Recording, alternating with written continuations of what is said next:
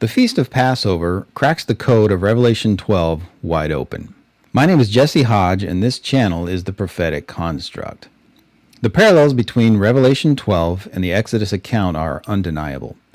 So much so that a proper examination reveals that the event which Yochanan is describing is not isolated, but is in fact another iteration of the eternal feast of Passover and unleavened bread.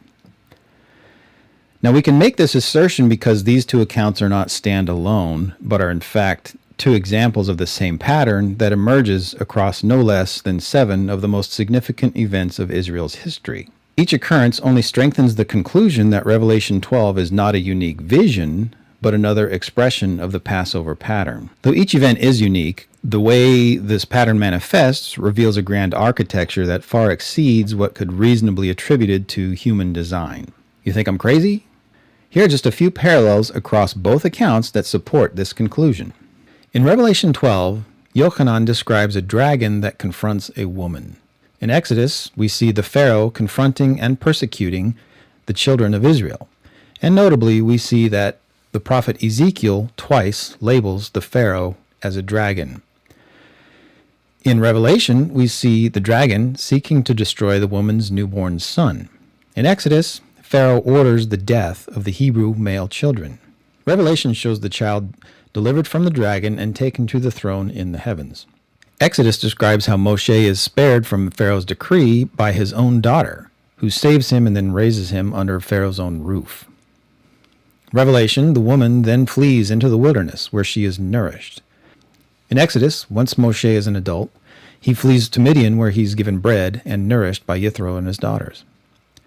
Back in Revelation, the dragon fought Michael and his angels.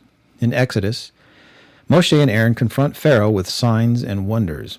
These are initially matched by Pharaoh's magicians in a direct contest of power. Back to Revelation, in this same conflict, the dragon and his angels are eventually defeated. In Exodus, Pharaoh's magicians concede defeat by the 4th plague, acknowledging a power beyond their reach. The dragon of Revelation is then cast out of heaven to the earth. In Exodus, this fascinating imagery, Moshe casts his staff to the ground in front of Pharaoh. This is a symbolic act that foreshadows both the overthrow of Egypt's spiritual authority and the Pharaoh himself. Following the dragon's overthrow, there's a great cry in the heavens. In Egypt, on the night that the firstborn were destroyed, the night of Passover, there was a great outcry in the land, on the night that the Pharaoh's yoke over Israel was finally and permanently broken. This great cry in Revelation declared that the dragon had been overcome by the blood of the Lamb. On the night of the great outcry in Egypt, the Passover lamb's blood on the doorway is what delivered all firstborn of those who obeyed the command. The woman in Revelation is then given 2 wings of a great eagle and flown into the wilderness. After the Passover, Israel went out into the wilderness where they were guided and protected for the next 40 years by a pillar of fire and a pillar of cloud, these being the 2 wings of the great eagle. Jehovah himself later declared that he carried Israel on eagle's wings when he delivered them from Egypt. Seeking revenge, the dragon of Revelation sent out a flood to try to wash away the woman. Having hardened his heart once more, Pharaoh sent his army to pursue and destroy Israel after they left Egypt. In Revelation, the earth helped the woman by swallowing the flood which the dragon sent after her. The Red Sea likewise helped Israel and swallowed Pharaoh's army. There is great rejoicing in heaven at the dragon being cast down. After Pharaoh's army was defeated at the Red Sea, the children of Israel sing the song of Moshe, and the women danced. Finally, in Revelation, the woman flees into the wilderness for a second time where she is nourished for an appointed span of time.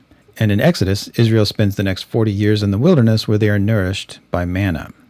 What we've just touched on here is really only the surface. It's just a brief overview of a much deeper verse-by-verse examination of the Exodus account, which is just one of these 7 iterations where these patterns are laid out. If this approach resonates with you and you'd like to push past what I call the event horizon of mainstream prophetic narratives, then like and subscribe and follow along as we go on a scriptural deep dive into how Passover cracks the code of Revelation 12. Your journey into the prophetic construct beckons.